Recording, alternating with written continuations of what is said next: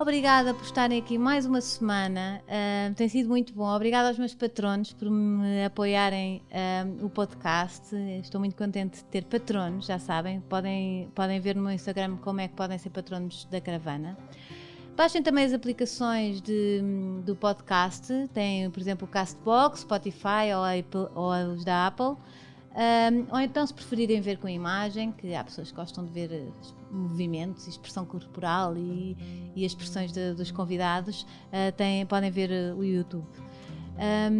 E pronto, e é isto. Obrigada por estarem aqui. Vamos começar esta caravana a arrancar com uma pessoa que eu gosto muito. Uma dinâmica familiar que ninguém sabe que acontece em vossa casa.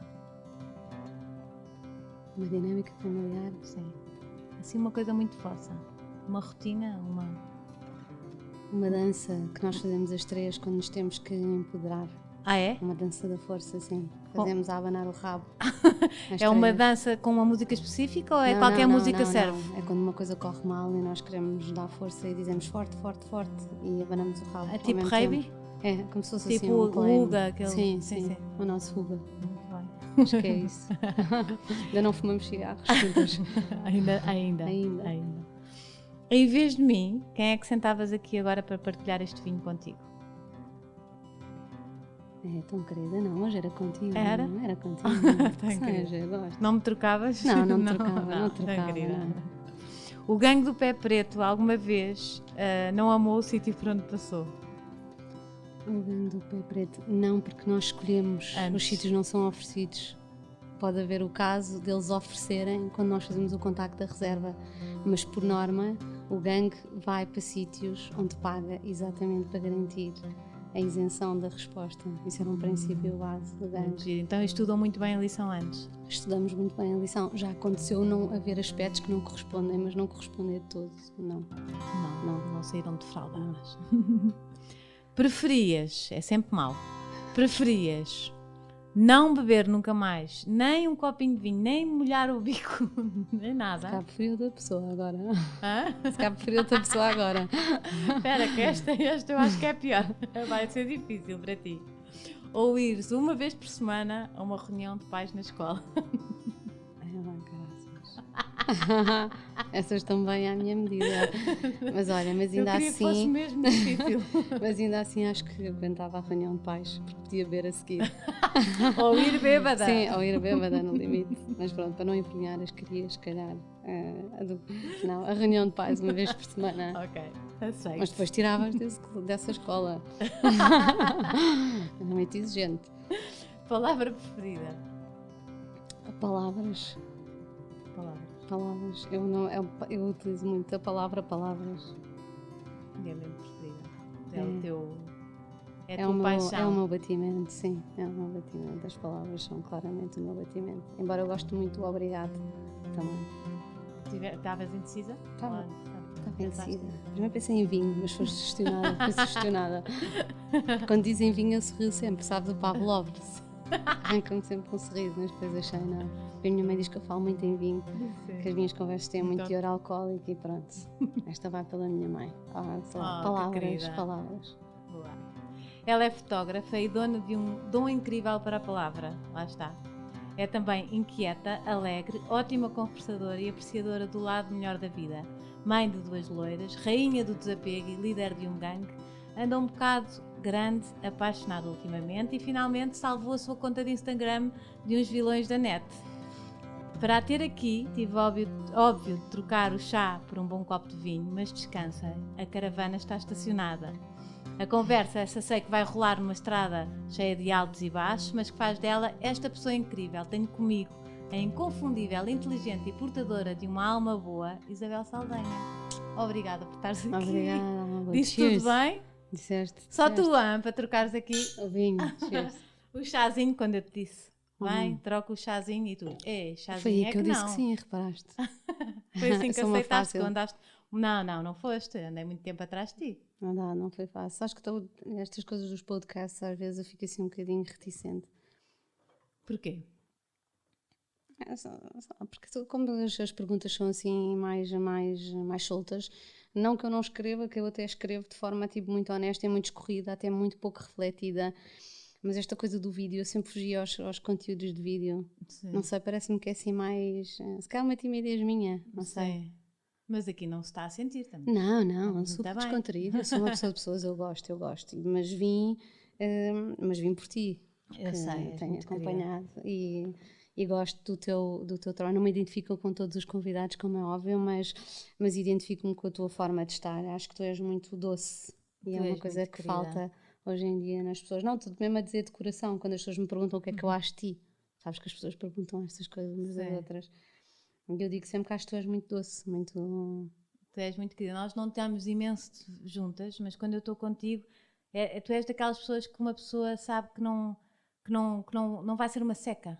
Que bom, sabes? já é ótimo. Não, mas é verdade. Eu, tipo, ai que porreiro está lá a Isabel. Sabes? Que bom. É muito bom porque tens imensa conversa, tens conversa para toda a gente, seja uma criança, não é? Claro que preferes um adulto, não é? Mas sim, qualquer que seja a idade, és muito transversal. Falas com toda a gente, isso é tão bom, não é? Tu gostas muito de... Sim, as pessoas são livros abertos, não é? Há pessoas que são almanacs mais curtinhos, outros são enciclopédias, mas em geral eu gosto muito de sorver das pessoas e sim, gosto de conversar. Acho que agora estou um bocadinho mais bicho do mato, mas porque é uma fase. Sim, porque não sei também se será... estás apaixonada. Não, mas eu já estive mais vezes apaixonada não descurando o amor contemporâneo. Sim, o tamanho do amor contemporâneo. Sim, o tamanho do amor contemporâneo. Não, mas acho que tem a ver com as questões da interioridade e da leitura. Quem gosta de escrever tem obrigatoriamente que ler, deve. É uma disciplina que alimenta a escrita. E a leitura não se coaduna com uma vida social muito, muito intensa. E claro que há uma leitura que tu podes fazer da alma das pessoas, né, na conversa com as pessoas, mas depois há um objeto que é o livro. Sim. E que de facto precisa de um tete-a-tete muito próprio. E então eu tenho estado numa fase em que de facto quis incrementar muito mais a minha leitura, porque ela é o combustível na minha escrita. Então isolei-me. Tanto este período do Covid também ajudou. O período do Covid, do enamoramento, Foi tudo a confluir. Tudo confluiu para... Sim, para uma coisa. Quando começou o Covid, estavas nos Açores? Quando começou o Covid, não, eu ainda levei na cabeça de uns quantos talibãs do Covid por causa disso. Não, eu estava nós íamos para a Guatemala. Sim. O estado de emergência foi declarado quando nós já estávamos nos Açores. Nós íamos para Madrid no dia 11. O que é que era exatamente? Íamos voar no dia 12, acho que foi dia 12 que foi declarado, e uma amiga minha liga-me a dizer que na Guatemala, que o presidente da Guatemala não deixava entrar turistas, já estava a chegar lá, não é? Estes lares do Covid, e então e nós íamos ficar fechados num contentor no aeroporto, sendo que um contentor na América Latina, na Guatemala. Muito. Não. Deixa lá cá. Sim, então decidimos nesse dia ir para os Açores. Sabes que isto é bom, uma pessoa leva um balde de água fria, é bom ser reativo. Sim. A vida não deu aquilo, então bora ir para outro sítio, porque tínhamos de estar 22 dias sem crianças. Depois a malta imaginou, e agora telescola, é melhor metermos afroscos, achar os progenitores. Bem, não terá sido exatamente o raciocínio, acho que foi mais de aproveitar, e fomos para os Açores e depois acabámos por ficar lá um bom tempo, mas foi bom, no meio do verde, na ilha, na insularidade, só os dois no princípio do namoro, foi bom, foi muito bom. E não te fartaste, eu li uma coisa que uma amiga tua deu-te 6 meses e tu desse amor, e tu agora disseste, toma lá 7. Já passaram, achei graça, que é muito típico às vezes as pessoas dizerem, até porque ela está apaixonada agora e está a falar assim, e eu achei graça porque eu também acho que há um provérbio qualquer que diz que é namoro contado, namoro acabado, ou que tu não deves contar. Sim. Eu não acredito muito nessas coisas que deves ou não contar, deve ser celebrado, independentemente de serem 1 ou 7 ou 17 ou 28, mas foi exatamente por causa disso que eu me lembrei, porque ela estava 6 meses e depois me lembrei, nós fazemos 7 e vou repescar aquele... A amiga dela estava a dizer que não durava 6 meses. Sim, sim, eu disse, toma lá, embrulha, 7. Embrulha, toma lá 7. Agora podia acabar, mas já eram 7, já não eram os 6, espero que ela não tenha ficado ofendida, foi só uma brincadeira. Sim, eu acho que ninguém se chateia contigo. Acho que és muito transparente e dizes, e é bom porque fica dito, não é? Ou guardas muitas coisas? Não, eu não guardo muita coisa. Eu gosto de ser QB de diplomática. Nunca gostei daquelas pessoas que dizem com muita arrogância, tipo, eu sou como eu sou, quem gosta, Sim. gosta, quem não gosta, não. Eu acho que não. Nós temos... Só estou a dizer a verdade e se foste a mais bruta do mundo. Sim, não, não podes. Apesar da verdade só se dá a quem se merece. E depois acho que nós temos que ter cuidado, não é? Há uma certa diplomacia, há um certo protocolo de sociabilização. Nós não andamos aqui... não podemos ser inoportunos e não podemos a cobro da pseudo-verdade, não é? Sim. Empurrar os outros com as nossas opiniões. Eu nunca, não é que eu procuro consensos, não procuro consensos, também não me inibo de dizer o que penso, mas acho que da mesma forma que escrevo com certo arranjo gramatical, vivo com uma certa consciência social. Acho que é só isso, e de facto eu tenho muita energia e sou uma pessoa alegre, isso é bom. Mas é muito engraçado, porque tu pareces assim, acho que quem não te conhece às vezes parece assim um bocadinho despachada, não sei o que, né? Mas depois tu és mesmo boa pessoa. Eu não, é verdade, sabes, porque parece assim mais, não te sei explicar, mais... bruta, posso dizer isto? Sim, mais bruta, podes. Se calhar Se calhar estou a ofender um bocadinho, mas assim, como és rápida e as coisas, pode parecer assim um bocadinho mais bruta. Não tenho outro nome para dizer. E de repente és ótima pessoa. Eu nunca te ouvi dizer mal de ninguém e às vezes, se calhar, já te ouvi pessoas à volta a dizerem mal de alguém e tu vais lá dizer, mas calma, porque não sabes a vida desta pessoa. Pois, eu digo sempre, eu tenho esse hábito e não deixo nem mesmo, por acaso é engraçado que uma vez recebi uma carta, quando eu dou os meus workshops de escrita, as minhas alunas, para a avaliação eu dou-lhes papel de carta e dou-lhes um envelope já com o selo e com a minha morada, e então elas fazem a avaliação por carta e devolvem-me a carta, que é uma forma de fazer um exercício de escrita de antigamente, e uma das cartas que eu recebi no último workshop de escrita dizia isso, que era engraçado, que era uma aluna que já tinha sido minha aluna no discurso e que ela dizia, eu podia dizer milhares de qualidades encantadoras que tu tens, mas há uma coisa que eu quero mesmo que dizer, que acho que é muito importante, que em todos estes anos, eu já conheci há algum tempo, que eu privei contigo, eu nunca te ouvi dizer mal de ninguém. E é verdade. E eu não digo e não alimento essas conversas. E normalmente, se me estou... Imagina que é um ambiente social que eu não domino, não é? Portanto, não vou mandar calar as pessoas, vou-me embora. Sai. Vou fumar um cigarro, vou fazer um telefonema, só não posso mandar as pessoas calar, não é? Mas normalmente não alimento esse tipo de opinião, porque acho que as pessoas são tão mais complexas do que aquilo que nós imaginamos. Não é preto e branco. Nós não fazemos ideia como é que foi o dia da outra pessoa. Exatamente. Nós não fazemos. Estamos a ter muitas provas destas. Sim, nós não fazemos ideia e nós somos muito de gatilho, muito rápido a julgar o outro, e depois quando queremos que sejam tolerantes e pacientes connosco, não é? Perdemos a capacidade de o exigir, até porque não o praticamos, não é? Portanto, eu estou sempre a dizer, mesmo às minhas filhas, quando elas dizem não sei o que, eu dizia, a minha casa não se fala mal de ninguém. Eu acho que isso se nota muito quando está contigo, muito. Não é que eu esteja com muita gente a dizer mal de alguém, não é isso? Mas se calhar já apanhei algumas situações e percebi que tu és intransigente. E corta um bocado. E às vezes, muito. Imagina que são pessoas de um círculo próximo. Ou conversas de mulherio. Sim, não gosto, nunca gostei. Eu nunca gostei. Não alinhas. Gosto muito de ter conversas sobre sexo, sobre vinho, sobre não sei o quê. Agora não, como a minha tia Rita. Sim, agora não me convidem para dizer mal da coisa. Até porque me condiciona. Imagina que eu ia te conhecer e as pessoas diziam, mas a Rita, não sei o quê. Eu disse assim, olha, não sei como é que é a Rita, agora ela vai-me dar à bébia, vou conhecê-la. Exatamente, e acaba sempre um bocadinho, às vezes, surpreendida. Sim. Não é? Com uma boa conversa, às vezes surpreende muito, não é? As pessoas, aquelas ideias, eu já tive aqui muita gente, por exemplo, convidados que as pessoas faziam outra ideia e de repente, como esta conversa, tinha uma ideia completamente errada dela. Pois é, que engraçado. E é muito giro. É o preconceito, não é? Nós queremos muito preconceitos relativamente à coisa, pela forma de vestir, pela uma frase qualquer que disse, pela uma... Sim. E depois é esta questão da empatia, porque tu, e também estou sempre a dizer, o podcast é um formato muito giro, porque tu podes sentares aqui dois inimigos a falarem da sua infância, das coisas mal que passaram, das dores, dos sucessos. Eles podem não ser os melhores amigos, mas saem a respeitar-se e é muito giro isso, não é? Sim, as pessoas olharem-se nos olhos. É um bom tabuleiro de xadrez aqui, não é? É mesmo. Houve uma experiência que fizeram, até acho que aconteceu uma vez cá nos Miúdos, que tem um podcast também. Uma rádio qualquer estava a fazer um jogo de Dia dos Namorados ou whatever, não sei o que era, em que eles tinham que estar sem se conhecer, homem e mulher, não sei quantas horas ganhavam, tipo, perdia quem desistisse de olhar nos olhos e estavam só em silêncio. E eles no fim apaixonaram-se, imagina, só de estar em silêncio a olharem nos olhos um do outro. É um casal num podcast português. Uau, é muito giro. E então eles são namorados hoje em dia. E foi dessa brincadeira. Eu acho tão giro isso. Não é? É mesmo giro, porque falta olhar nos olhos e falta, não é? Ver as pessoas. Falta e falar. Mas é uma das coisas que a minha filha mais velha diz sempre, que eu dizia desde pequenina, porque ela dizia: mãe, estás sempre a dizer para eu olhar assim diretamente nos olhos, mas depois às vezes as pessoas desviam-se. E eu disse assim: está bem. Assim, mas às vezes as pessoas desviam-se, não é porque não tenham, porque há aquela coisa de quem não consegue olhar nos olhos. As pessoas não conseguem olhar nos olhos por variedíssimas razões, não é? Sendo que a primeira delas pode ser timidez.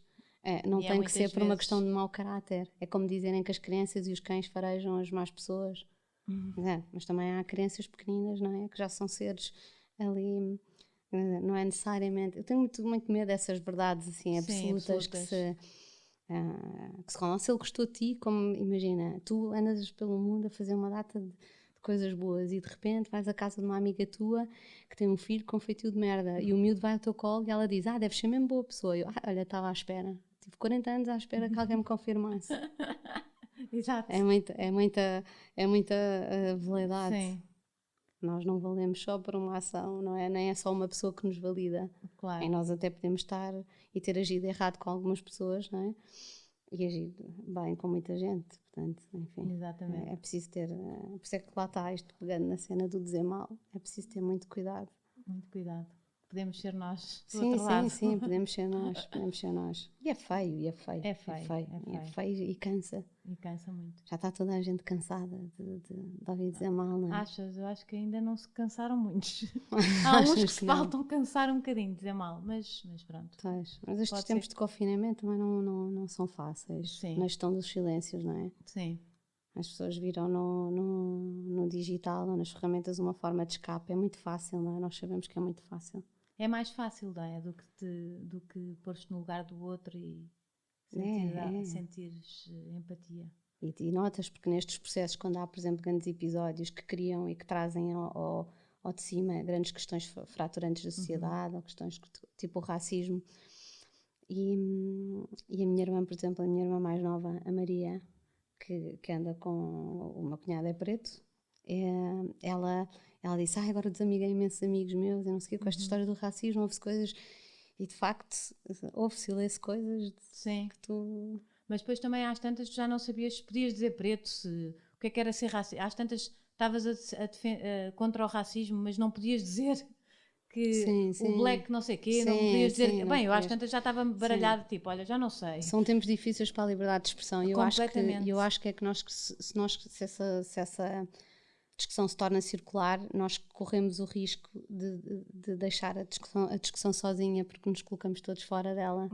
Porque ninguém quer ter uma opinião se não souber como é que ela pode ser exprimida, e então as pessoas, para não se chatearem, que até é mais cómodo, deixam de falar sobre isso e então a causa morre. Portanto, estas questões da semântica social, ou como é que tu abordas determinados temas, as pessoas têm todas direito a uma opinião, devem partilhá-la, primeiro validem em círculos pessoais e familiares.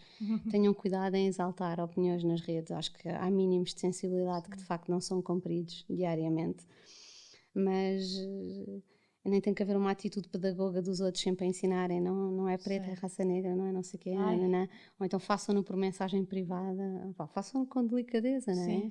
Ninguém foi educado em praça pública, não é? Que se podia ser o filho delas, às vezes ponha-se, não é, nos sapatos do outro. Sim. É mais fácil pensar, se fosse eu. Sim, é verdade, mas pronto, lá está. Depois é a ausência de empatia, não é? Que o Marco falou tão bem agora neste texto, que ele falou que incrível. É verdade que as pessoas deviam ser um bocadinho mais empáticas, falta-nos essa capacidade de nos colocarmos nos sapatos do outro. Sabes onde é que eu queria ir e não sei se posso? Aonde? À tua infância. Pode ser um bocadinho à minha infância, sim. Então vá, bora lá um bocadinho à tua infância. Então, como é que foi? Tu tens 4 irmãs e um irmão? Eu tenho 4 irmãs e um irmão, sim. Mas tenho mais 3 meios-irmãos, sim. No fundo somos 8. E daste com eles? Não, mas não tenho grande relação. E, portanto, somos 5 do núcleo, 5 do mesmo pai e da mesma mãe. Sim.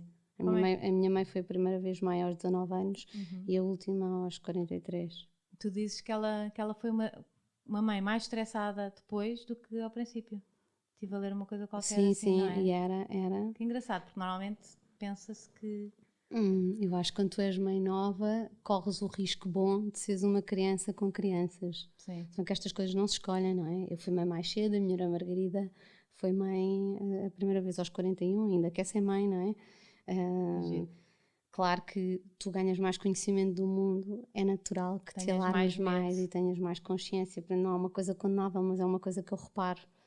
Eu era muito criança, apesar de eu nunca ter sido uma pessoa muito infantil, mas era um bocadinho uma criança com crianças. Eu que já sou naturalmente despreocupada, eu às vezes digo negligente. Dizes muito, não é? Sim, digo negligente, que é para ter logo um bálsamo de boa vontade. Tipo, levas assim, logo com o pior, não? Depois, não é? Avisas logo. Era como uma aluna minha, agora que eu fiz um workshop pós-confinamento e recebi alguns pedidos, e eu percebo, e é legítimo, de perguntarem como é que eram as regras relativamente ao Covid.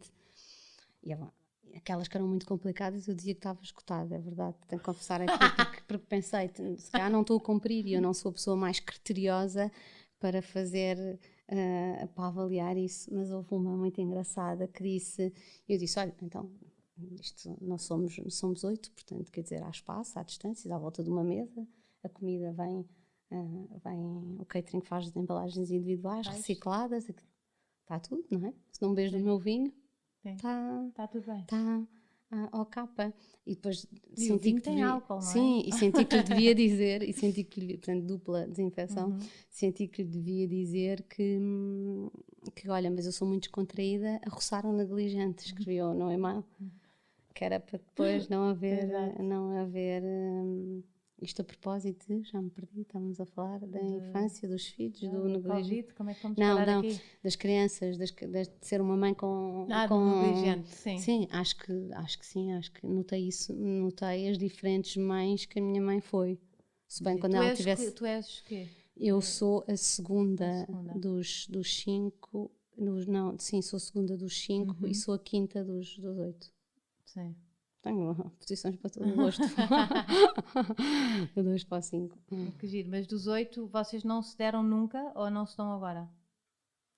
Não, algumas irmãs minhas dão-se, mas não era uma relação assim de muito proximidade. Esta coisa dos filhos dos outros e das novas famílias aqui há 30 anos atrás não era uma coisa tão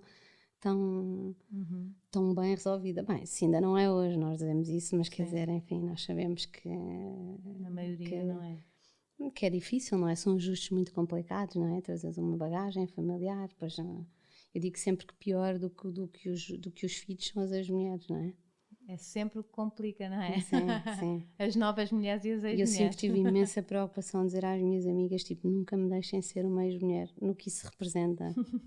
Isso é giro. De negativo, sim. Do e-mail e do preciso dos 3 euros dos piolhos, e se eu fui buscar às 10, vamos buscar às 10 sim. Somos mais controladoras nisso, não é? Porque é que a criança está picada e porque é que não puseste o creme na boca e porque é que não sou... Não me daria muito jeito a mim porque eu não teria jeito para exigir o mesmo, eu sou muito, muito descontraída. Acho que as questões de fundo, as questões centrais, as questões dorsais não são essas, não é o creme e a bota e os 2 euros do almoço, são outras coisas mais de fundo. E como é que foi 5 irmãos? 5 irmãos foi complicado. Foi? Foi. Porquê é que foi complicado? Já porque nós temos todos intervalos de 1 ano a 9 meses, quase. Foi tudo seguidinho. Sim, portanto, e as 4 primeiras somos mulheres, não é? Portanto, imagina. E o meu pai não era uma pessoa muito presente, o que fez com que, basicamente, aquilo fosse uma casa muito matriarcal, não é? Sim. E, portanto, era muita hormona, era muita hormona. Sim. Eu lembro-me de escrever textos a dizer que detestava mulheres, porque não eram os agudos, eram os tampões, era o período constante nas suas várias formas. Sim. E mutações, era o esterismo feminino, era a lágrima, e depois fui ter filhas. E depois tiveste filhas. Eu lembro quando a Caetana nasceu, eu disse ao médico, vê lá se não vem uma pila atrás e depois tu encaixas.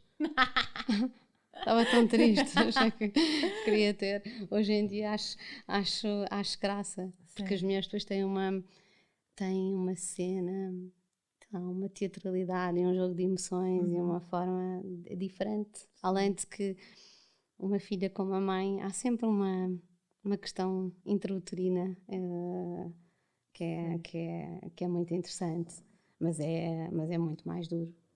É muito mais duro. Eu acho que um filho salva alguma relação. Eu acho que um filho, homem, raramente odeia o pai ou a mãe, mas eu acho que há alturas em que as miúdas nos detestam, nos odeiam. Achas? Acho. E acho que se revêem em nós. Olha, eu cheio de medo. Achas? Acho que olham para nós com desprezo. Eu lembro-me de olhar para a minha mãe, às vezes. É uma coisa que eu até lhe devia pedir desculpa a ela. Achas que os rapazes não passam tanto por isso? Eu acho que não. Pois já acho Talvez tenhas razão. É sabido e conhecido, não só em literatura, que é onde eu vou buscar as minhas fontes, mas até sociologia, antropologia, é conhecida a relação entre mães e filhas, não é? Sim. Isso é uma relação que é de conflituosa, que é às vezes bastante conflituosa, não é? Passa ali por uma visão espelho, não é? Sim. E eu acho que não. Eu acho que os miúdos são mais... não sei, acho que é diferente. E vi isso na relação também do meu irmão com a minha mãe. Nós julgamos muito as mulheres, tipo, sei lá, as filhas protegem o decote. Claro que às vezes os filhos também fazem isso por uma questão até, mas elas às vezes olham para nós, tipo, a sério, vais sair assim, como se nós estivéssemos ordinárias. Sim. Que é assim uma cena estranha, mas eu lembro-me, e depois é só que às vezes nós esquecemos. Nós devíamos ter sempre um bocadinho da nossa adolescência presente em nós, tornávamos-nos muito mais condescendentes em tudo. E eu lembro-me sempre muito disso quando estou a falar com a Caetana. E eu lembro-me que a minha mãe às vezes metia batom vermelho e eu achava que ela ficava com um ar trashy, assim. e não... Sim, não conseguias. E era só parvo, porque qualquer mulher deve pôr um batom vermelho. Exato. Mas é aquela ideia que tu tens que... Mas eu não era muito protetora em relação às emoções. Sim, as eu emoções acho que isso se calhar é mais dos rapazes. A parte da proteção, se calhar, tipo, não podes sair assim. Mas nós é outra coisa, se calhar é o que estás a dizer. É uma cabronice, às vezes é mesmo uma cabronice, não tem... Eu choro a rir contigo, a falar de filhos e a sério. Às vezes acho que é mesmo, sim, nós somos más. E é duro, é engraçado, que eu acho e considero uma mulher bastante resolvida, mas eu, anteontem foi uma amiga minha jantar lá à casa e a Caetana estava assim deitada de biquíni, alta figurão, com perna longa, 1,70 m, já coisa. E ela levantou-se cheia de coisa e ela, mas... tu puseste biquíni, não sei o quê, e a minha amiga disse, mas gostas de ver? E ela, gosto imenso, gosto assim com confiança. Sim. E depois eu disse a brincar para a Marta, que era assim minha amiga, estava a jantar, e disse a ela, eu já disse à Caetana que ela está proibida, está na casa bem ao mesmo tempo do que eu. Exato. Que é comparações. Não, porque de facto parece, mas depois por outro lado há uma certa ternura, porque parece que o teu corpo está a passar para o dela, tanto aquela perda de gravidade que nós dizemos, ao facto de nós ganharmos solito enquanto a barriga delas fica mais lisa e as ancas, é como se fosse uma passagem de testemunho. É muito bonita, se for vista assim como... É verdade. Como eu olho para ela, olho para mim... calma, para ti ainda falta um bocadinho, tens uma figuraça que esquece. Não, mas... Ela ainda tem aí algum tempo de batalha. E ela teve... Eu tive imensa sorte, porque a cabrona passou logo para o 38, não gama os meus sapatos, porque eu calço 36... Ela vem tentar pôr o pé, tipo a irmã da Cinderela, manhosa, estás a ver, para ver se saca o príncipe, mas não cabe. As minhas calças, ela é mais, é maior que eu, de estrutura, é mais larga. Ou seja, safaste. Safai, e a outra não sei, mas a ver pela amostra também não vai amar. Vais ter as tuas roupinhas impecáveis. Sim, belezas, para passar para as minhas netas. Imagina. Tens algumas pessoas que te acham, como é que tu dizes que és? A roçar o quê? O quê? Tu és a roçar o negligente. Eu tenho a certeza. Tens pessoas, seguidoras que dizem... Nunca me disseram. Não disseram? Nunca me disseram diretamente, nem escreveram. Disseram uma vez quando eu disse qualquer coisa, que escrevi um texto sobre os filhos no dia das criancinhas, Sim. a dizer como as criancinhas eram todas espetaculares e não sei o quê, mas depois viravam os Rubens da vida e matavam as namoradas e que eram todos perfeitos e sensíveis e bonitos no dia de anos, tu vês. Eu vi esse texto, mas era bonito esse texto. Era, e que era há tipo muita responsabilidade sobre o nosso ADN, e às vezes eu penso, aquilo que eu não esteja a pôr aqui uma filha da puta, não é? Que vai estragar uma empresa, uma família ou o mundo, sim. Não é? E às vezes há coisas que nos ultrapassam. E é bom que pensarmos um bocadinho nisto, não é? Porque nós somos responsáveis por tudo, não é? Exatamente. Nós temos que fornecer os gordos, os magros, os baixos, os altos, os filhos da mãe, as cabronas, os cabrões, vem tudo nós, não é? Isto não é só anjos e príncipes, não é? Sim, sim. E portanto, às vezes eu olho para elas e penso, Deus queira que eu esteja a fazer uma coisa boa. E houve uma que disse, não, porque eu começava o texto a dizer, se fosse agora, eu não teria tido filhos. Se eu refletisse agora, eu não tinha tido filhos. Nestes tempos, não tinha tido filhos. E só houve uma que disse, mas isto é um nível de comentários. Ela, o que tu dirão as suas filhas se lerem isto? Eu Deus queira que elas tenha criado com inteligência. Eu disse, olha, para já eu gostava imenso que elas lessem. Primeiro, se eu conseguisse isso, já era um achievement. Depois, a segunda questão, eu Deus queira que eu as tenha criado com amplitude cerebral para elas fazerem um encaixe deste tipo de comentários. Porque o texto não era só isto. Não era, claro, mas as pessoas prendem-se. Só que as pessoas prendem-se ali no título. Sim, prendem-se numa parte. Eu sei, e acho que quem não sente esse texto até estava bem está bonito desatento. E foi mesmo muito sentido. Sim, está desatento, não é? Não questiona a existência delas, não tem nada a ver com isso. Aliás, é muito mais profundo que isso, tem muito mais a ver com o nosso sentido de humanidade, com o nosso papel. Não é? Muito mais do que elas. Sim, muito mais do que elas, não é? Pronto, eu adorei esse texto. Olha uma coisa, tu lias em miúda? Lia muito. Lias? Sempre li muito. As tuas filhas não leem, é o que estás a dizer. Tu tinhas até uma coisa de €1, davas-lhes €1 por cada capítulo, não era? Eu já estava a subir para 10, já não. Não esquece. Achas que elas querem ler? Não leem? Não. E era ler com resumo, não é? Porque elas tinham que fazer perguntas, não é? Porque senão elas vão à net, ou leem o resumo, ou fazem... Sim. Então ia-lhes fazer perguntas. €10 não se podem ganhar assim tão facilmente. Claro. Mas tu lias? Eu lia muito, sempre li muito. Como é que começou, sabes? De onde é que tinhas a tua mãe que lia, ou que te lia livros? Não, eu tenho uma história muito, muito engraçada, mas enfim, não irei partilhar aqui por parte dela, está no meu livro.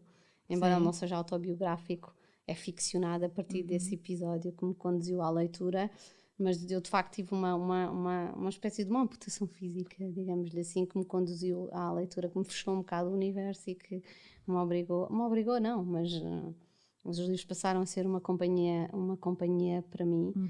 E o meu avô tinha uma biblioteca muito grande e eu ia lá buscar, mas ia um bocado ao calhas, não é? Até achava que havia uma espécie de uma condução energética e mágica na forma como eu escolhia os livros aleatoriamente, que eles não podiam ir abrir layers e portas Mas sim, leio muito desde muito, muito, muito cedo. Depois até houve uma fase na minha adolescência que eu deixei de gostar de pessoas. Sério? A sério. Fiquei assim meia misantropa, assim meio isolada. Achava que era tudo conversa de merda e tudo muito...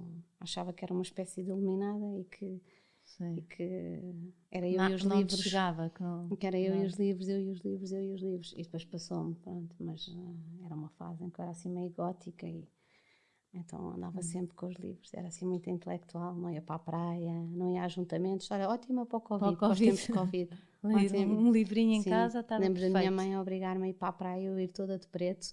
E coisa não abdicava, tipo, e não punha um biquíni, não punha não sei o quê. Ai, não te imagino nada, porque tu és tão sociável. Pois é, mas é verdade, mas eu acho que é bom ter vivido essas fases assim, todas assim, era um bocado dark, e até me lembro uma vez que estava, como nós somos muito pegadas, mas isto era uma cena que tu fazes, às vezes tu fazes algumas coisas quando tens, sei lá, dos 12 aos 20, há coisas que tu fazes por rebeldia, não é?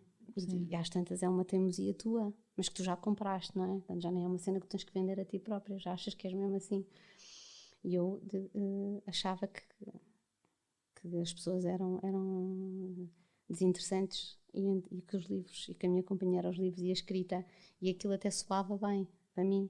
Mas quer dizer, vamos lembrar-nos que em 15 anos não havia redes, não é? Portanto, eu não marketizava para nada, era eu na minha cena. E quando eu tinha pai de 16, ou não sei, 15 ou 16, estavam lá uns rapazes de moto à porta, não sei o quê, e eu estava a ler à janela, lembro perfeitamente, tinha umas persianas, e eu ouvia a conversa lá fora, porque a janela estava aberta e as minhas irmãs estavam a falar com os gajos da moto. Sim. E um deles disse assim, mas vocês não têm assim, eu vi que vocês têm outra irmã, assim, uma loira.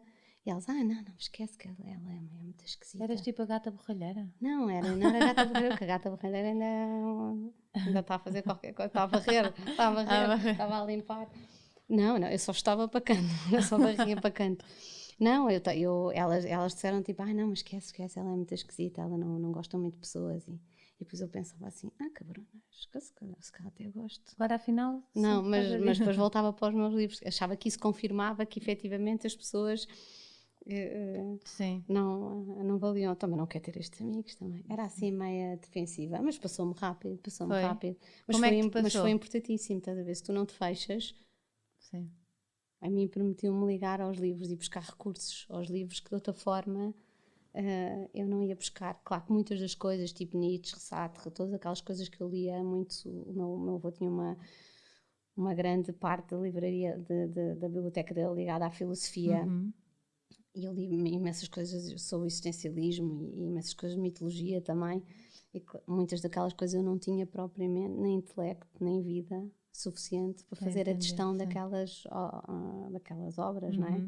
Então há muitas das coisas que eu agora releio, na altura até me lembro de ter sublinhado e achava, mas aquilo eram frases feitas, mas que eu não sabia de facto o que é que elas significavam. Mas eu sempre gostei muito da musicalidade das palavras, de como elas se juntavam. Sim. Tipo, repetia metáforas, adorava, sempre gostei disso. E pronto, e depois passou-me, mas ganhei esse vício, esse hábito dos livros serem sempre para mim um consolo. Eu tenho sempre um livro no carro, tenho sempre um livro dentro da mochila, como tenho agora, tenho sempre um livro. Eu nunca arrisco que... Às vezes as pessoas dizem, então, vocês estão livres, achaste que a conversa ia ser chata? E eu disse, nunca sabe, mas... Exato, não é? Mas eu tento muito combater isso, tipo os tempos mortos no dentista, numa sala de espera, ser com o livro e não com o telemóvel. Consegues ler mesmo? Arranjas sempre esse espaço para ler? Arranjo. Eu leio sempre à noite, sim, leio sempre à noite. É bom ter umas métricas, não é? Tipo, bom era que tu lesses um livro por mês, não é? Seriam 12 livros por ano. Consegues? Já não era, eu acho que leio bem mais do que isso, sim. Mas pronto, depende. Agora não ando a ler tanto, agora ando mais a namorar. Não, mas eu leio todas as noites. Agora ando mais a dar beijinhos e a beber vinho. Também é bom. Há tempo para tudo. E também escrevias? Bem pequenina? Escrevia com muitos erros. Lá está, coisa que a leitura também me ajudou. Eu era assim... Eu não tinha muito jeito. Não, tinha jeito. Eu tinha boas ideias, frásicas, mas não tinha grande domínio da língua. E sim, mas escrevo. Eu acho que é atividade, sem arrogância, mas é a minha atividade primária. Quando eu olho para trás, é a única coisa que eu me lembro de fazer desde sempre, é escrever. Sim. Desde os 6 anos. Escrevias tipo diários? Escrevias tipo histórias? Tenho tipo 20 e tal diários, assim, faz uma pilha, já faz um tótem, sim. Ai, que giro. Dá-me imensa ternura. Por exemplo, no outro dia abri um desses diários ao calhas. Sabes, quando tu te sentas no chão vais buscar uma garrafa de vinho e começas... Uma das coisas boas do Covid deu para recuperar esses diários. E como eu sempre tive muita energia, abri e numa das primeiras páginas de um desses diários eu tinha escrito isto pai com 13 anos, a dizer que eu um dia caso com o homem que disser anda mais rápido. Caso as pessoas criticarem de eu ser muito rápido, anda mais devagar, mas vais a fugir de alguém, então eu vou casar com um homem que diga anda mais rápido. É muito giro. Que giro. Descobres coisas giras dessas que te validam que efetivamente tu já vivias com essa com esse no estigma. fundo trouxe-te um grande autoconhecimento, não é? Toda essa escrita, essa leitura, não sei o quê. Podia ser tipo um buraco negro, como tu dizes, estavas lá fechadinha, mas foi um bom gás. Sim, foi um bom gás. E os livros dão-te muitas respostas, Eu adoro ler e estou sempre a incentivar. Eu sei que as pessoas, às vezes é difícil ser reconduzida à leitura e mesmo com as miúdas, eu não forço, não, agora pronto, cara, é o período de encantamento social, faz parte, não vou estar sempre a dizer que que elas têm que ler, mas eu fazia uma coisa, eu acho que nós até já conversámos as duas sobre isso, que era, uma vez uma amiga minha, eu estava a conversar com ela no sofá e entretanto tocam a campainha e eu disse, é a minha filha, e fui buscar um livro e abri a porta numa coisa, que era o tempo dela subir e pôs o livro assim. E ela assim, anda para ajuda, depois de buscar o livro para fingir. Eu disse assim, porque é importante parecer também, é importante que ela te veja. Os objetos de permanência em tua casa passam-te o hábito também. Teve aqui a Isabel Stewell e eu perguntei-lhe se ela me davam os truques para como é que punhamos as crianças a ler. E ela diz, leiam, os pais têm que ler. É verdade, é verdade. Eu fazia isso e eu disse, olha, não é tanta fastice como tu pensas. Sabes o que é que acontece? Eu sempre que as vou, agora elas vão ouvir, agora das carcas não estou, então Rita, desculpa lá, não devem ouvir. Quer dizer, por acaso tenho muitas miúdas a ouvir. Eu vou sempre deitá-las com um livro debaixo do braço, sempre. Sim. Assim, tipo, imagina uma coisa, pôs este aqui, um livro, pego no livro e elas veem o livro, elas vão se familiarizar com o objeto. Isso é uma forma delas não estranharem. Um dia onde entranhar, eu percebo perfeitamente. Eu não quero ser a mãe pedagoga chata que está a dizer não leiam caraças, não sei o quê. E por um lado quer dizer que elas não estão também naquele buraco negro, se calhar que tu às vezes tiveste e que te foste refugiar aos livros, não é? Quer dizer que estão com as suas atividades. Sim, mas esse buraco negro não é assim tão negro. Pois é aquilo que permite colorir tudo o resto. Às vezes era... Eu acho que a maior parte das nossas crianças faz falta uma descida, faz muita falta o sofrimento, faz muita falta esta questão da tristeza. Devia haver em comprimidos. Sim, e hoje em dia é tudo muito facilitado, não é? É tudo muito rápido, sim. Tudo muito colorido, tudo muito cheio de filtros. Não, e cheio de nós nem sequer deixamos muito tempo entre um castigo ou uma discussão. Entre o pedido de desculpa, normalmente vai o quê? Menos de uma hora. Se é que vai uma hora, se é que vai um quarto de hora, se é que não há um abracinho de pedir desculpa, não há... Eles deviam macerar, aquilo devia ficar a macerar. Eu, às vezes, para me controlar, sobretudo com a Camila, que é mais sedutora, eu, às vezes, quando a castigo, tenho que sair a correr e fugir, vou para o carro, vou-me embora, vou tomar um café, que é para ela ficar a tenir mais tempo. Sim, para se calhar tu não quebrares, não é? Sim, porque ela tem que pensar, ela tem que me sentir chateada, vou beber umas imperiais para a esquina mas ela não me vê durante um tempo.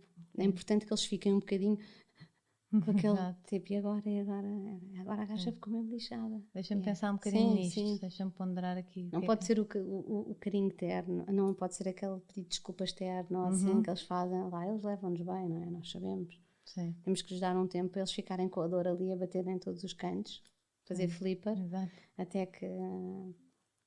Estavas a dizer que havia alguém, eu já não sei quem, ou que as pessoas achavam que não ias ser mãe, não é? A minha mãe achava que eu não ia ser mãe, que é engraçado. A minha mãe achava que eu ia ser, mas eu quis despachar o assunto. E isso, tu sabias que querias ser mãe? Não sabia se queria ser mãe. Eu acho que, não sei, eu nunca tive aquele sonho de ser mãe. Sim. Eu nem nunca fui aquela miúda que brincava com bonecas, brincava com as minhas irmãs, mas nunca fui aquela criança que correu para os bebés ou queria tomar conta. Sou um bocado como a minha filha mais nova nisso. Vou lá faço assim, mas não é assim uma cena que... Não é um instinto maternal. Não, nem fico com as hormonas aos pulos, nada, bem pelo contrário. E depois? Se estiverem no mesmo restaurante que eu, até fico chateada. Mas depois... O que é que aconteceu? Eu não sei o que é que aconteceu. Acho que a maternidade... Eu sou muito curiosa. Acho que era incapaz de ter um botão no corpo e depois não o exercer de alguma forma. Isto pode parecer estúpido dizer que a maternidade foi mais uma curiosidade, não é? Quase científica, mas do que propriamente assim um anseio. Mas sim, eu não ia deixar de passar pela experiência em podendo, de incubar o ser. Mas depois fica muito à rasca quando estava grávida, mesmo a achar que não devia, assim, quase arrependida. A sério? Sim, quase. Fiquei assim um Era bocado à rasca. Medo? Medo, mas não era nada do medo da mãe ou da criança. Eu nunca me assustou a criança, nunca tive medo de não cumprir, nunca pus esse peso. Era mais, tinha medo que ela me tirasse a liberdade. Porque a minha mãe era uma mãe sozinha. E ainda tenho muito medo disso, um grande cagaço. Eu pago o seguro de saúde do Gonçalo. Não pago. Não pago, mas vou pagar. Afinal, agora que me lembrei disso. Gonçalo, diga aqui que... não, que é porque... Mas sim, eu acho que tinha a ver com a questão da liberdade. Isto tem muito a ver com a questão de tu veres de tu viveres numa família matriarcal em que o peso da maternidade recai todo, não é? Sobre a minha mãe, não havia pai. E eu vi aquela cena cigana, não é? Da criança presa na anca, a outra no colo, a outra não sei o quê, e ela sempre a dar, com aquele caracol úmido, sabes, que depois cai e se pega à testa. Depois dela ter Olha, a sério, estas tuas descrições, a sério. Mas que é quase triste, tu vês que ela está em esforço para ser mulher, para ser mãe, tudo ao mesmo tempo, Sim. e aquilo não dava, toda ela tropeçava, não é? Meia perna depilada, a outra por depilar. Aquilo para mim era uma imagem muito... Era aquilo, eu não quero aquilo. Eu sempre achei que nós tínhamos vindo um bocado estragar a vida da minha mãe, sabes? Pensei, fogo, ela é tão gira, caramba, podia ter sido tão mais divertido se nós não estivéssemos cá. Pensavas isso? Sim, pensava não num sentido triste da coisa, mas no sentido com muita consciência. Sim. O meu avô dizia, quando eu era pequenina, ele dizia assim, o teu problema é que tu sofres de excesso de lucidez, minha filha. Ele dizia sempre isso. Sim. É que eu não devia ver tanta coisa, depois ficava muito... Porque para as minhas irmãs isso não me preocupava, era como se às vezes eu estivesse a olhar para ela, assim, sou eu que estou a ver isto. Sim. O que lhe custa,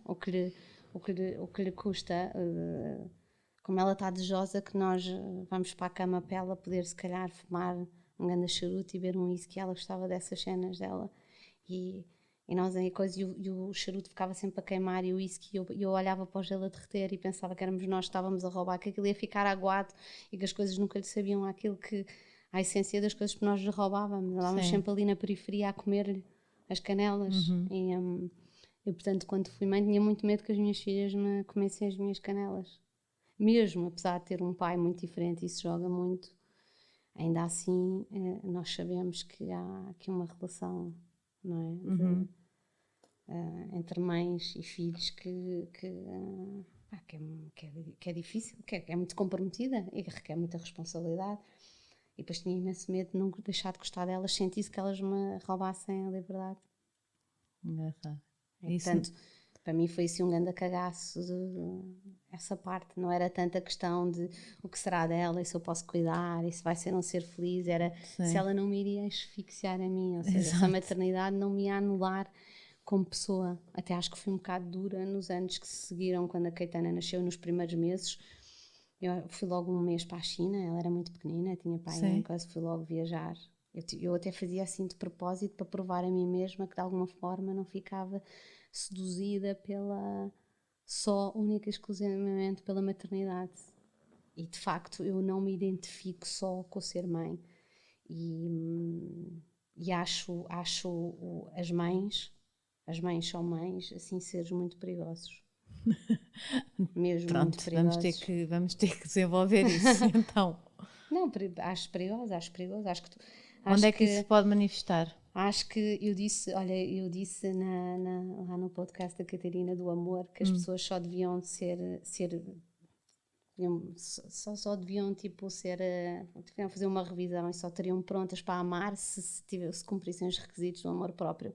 Era ok, então já estás disponível, senão ficavas sempre em fábrica, uns ajustes eternos, porque senão isto cria conflitos, não é? Quanto mais organizados nós estivermos, menos desorganizamos os outros, não é? Sim. E isto está de ser sempre assim. A questão é que, para mim, e depois, enfim, eu explicarei isto noutras crónicas e noutros textos, para que não arrepie as almas das mães, mas acho sempre que, e valido isso quase todos os dias, que há muitas mulheres que usam a desculpa da maternidade para não se exercerem. É como se o facto de seres mãe pudesse anular o teu download de pessoa, do ser pessoa. Percebo. E isso cria uma pressão enorme sobre aquelas crianças, um peso enorme sobre aquela mãe que é muito pouco de mulher, não é? Está muito pouco autenticada como... E no fundo é a desculpa mais válida de todas, porque é aquela que todo mundo te perdoa, não é? Mas ela não fez nada, mas ela é mãe. Se educar os filhos, mas ela é mãe. E portanto acho perigoso, e também acho que as mulheres vão ser todas primeiro muito mulheres antes de poderem ser muito mães. Acho que o mundo agradecia, ficava cheio de seres muito mais equilibrados, muito mais estáveis emocionalmente. Estava aqui a abrir aqui o Patreon, porque tenho aqui uma pergunta de uma patrona para ti. Que é a Tânia Nunes, que diz: pergunta para a Isabel, gostava de saber o que é que realmente a move na vida, qual é o combustível que a torna uma pessoa aventureira, destemida, ou que ao lê-la mesmo parece que não dá lugar ao medo. Parece que quando te lê não dás lugar ao medo. Qual é o teu combustível? Eu acho que o meu combustível é um bocadinho aquele clichê, é um bocadinho o carpe diem. Eu acho que eu tenho, eu vou-me repetir, mas eu acho que tenho algum jeito para viver, não quero ser arrogante. Sim. Tu és eu estava a dizer há bom vivan e não há boa vivan. A boa vivan. A boa vivan, então tu és a boa vivan. Podemos dizer isto? Tu que és boa das sim, palavras? Podemos dizer, a boa vivan boa é boa a viver. É boa a viver, okay. é um grande elogio. Se eu só pudesse fazer isso na vida, não é? E se tivesse isso no meu epitáfio, já não, a boa vivan, acho muita, bem, tipo, morria, né? Teria morrido sempre na linha do dever mais absurdo, que era a entrega ao prazer, sempre com respeito pelos outros, mas sim, eu tenho uma visão muito hedonista. Eu quero mesmo gozar as coisas, mas eu acho que depois isto tem muito a ver também com a questão da energia. Eu quero gozar muito, mas eu quero que os outros gozem muito comigo, e eu quando chego a um sítio qualquer, eu quase que assumo uma vocação um bocadinho de entertainer. Para mim o saldo máximo de qualquer interação social é o sorriso, e eu só saio ao pé do senhor do café quando o senhor do café mostrar os dentes. Agora com a porra da máscara não mostram. ninguém vê nada. Ninguém vê. No dia tive de dizer ao querido senhor Almeida, que é o sítio onde eu vou comer o presunto, a dizer, tira lá a máscara para ver se ainda tem o bigode, que ele de vez em quando tira, de vez em quando apara. Agora não se vê. Sim, mas tu sacas sempre um sorriso a qualquer pessoa. Eu gosto disso, e portanto, eu acho que a vida dá-se a quem se dá à vida, e portanto eu acho que a atitude tem que ser um bocadinho, nunca uma atitude egoísta, uma atitude participativa, partilhável. Mas sim, mas já não há saco para a malta cheia de lamentações e de lamúrias e não sei o quê. Há sempre um motivo qualquer. Eu já passei por coisas muito complicadas na vida e sempre foi muito de, não, mas eu vou sorrir e vou sorrir e vou sorrir. E agora com esta coisa do suicídio que se falou e destas coisas, a tristeza também, a alegria também merece ser celebrada, porque lá está, a tristeza não é mais sincera que a felicidade. Verdade. E nós às vezes corremos o risco quando nos atiramos para as antípodas desse tipo de raciocínios e começamos a mostrar. Eu acho bem, por exemplo, nos arquétipos de beleza que se desconstrua por causa de todo o paradigma do ser magro e que a malta mostra barriga e não sei o quê, embora eu prefira ver barrigas mais compostas do que barrigas, é verdade, porque isso tem a ver com padrões estéticos, mas eu percebo a beleza da mensagem e percebo que se educa as pessoas a não se padronizarem tanto. Mas também percebo que haja um certo protocolo com a tristeza, porque nós socialmente fomos ensinados a de facto resolver as nossas crises internas internamente e devolver a felicidade aos outros. Isso é uma equação, parece-me bastante justa. Portanto, também o reclamar que as pessoas vêm partilhar, existe um muro de lamentações, as pessoas sabem onde é que é.